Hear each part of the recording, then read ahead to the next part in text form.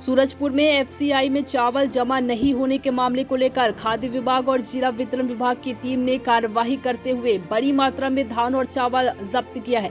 दरअसल कल देर शाम खाद्य और वितरण विभाग ने कमलपुर और नयनपुर स्थित राइस मिल पर छापा मारा, जिसमें कस्टम मिलिंग के लिए उठाव किए गए धान के अनुपात में चावल जमा नहीं किए जाने के मामलों को लेकर मिलरों के गोदामों में भौतिक सत्यापन किया गया। इस दौरान कमलपुर स्थित भगवती इंडस्ट्रीज राइस मिल में 803 क्विंटल चावल और 800 क्विंटल धान, जिसकी अनुमानित कीमत लगभग 50 लाख बताई जा रही है, जिसको जब्त कर मिल संचालक आशीष केडिया को सौंप दिया गया है। वहीं नयनपुर इलाके में विशाल एग्रो में भी 318 क्विंटल चावल और 40 क्विंटल धान, जिसकी कीमत लगभग 13 लाख रुपए है, उसको भी जब्त कर मिल के संचालक राजेश अग्रवाल को सुपुर्द कर दिया गया है।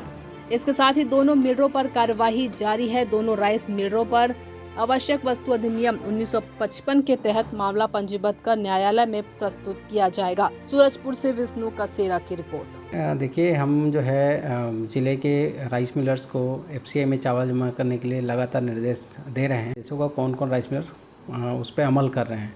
तो हमने देखा है कि 2 राइस मिल, एक विशाल एग्रो है, लगभग वो 125 दिन से चावल जमा नहीं किया, इसलिए उनके ऊपर हमने जाके भौतिक सत्यापन किया। तो हमको 218 क्विंटल चावल जो वहाँ पर प्राप्त हुआ, तो उसमें जब्ती की कार्रवाई किए हैं, क्योंकि उनके द्वारा और हमको निर्देश भी दिया गया है कि वो जल्दी से जल्दी अपना बाकी जो चावल है वो जमा करें। इसके साथ ही भगवती राइस मिल को भी देखा गया कि वो भी 55 दिनों से चावल नहीं जमा कर रहे थे।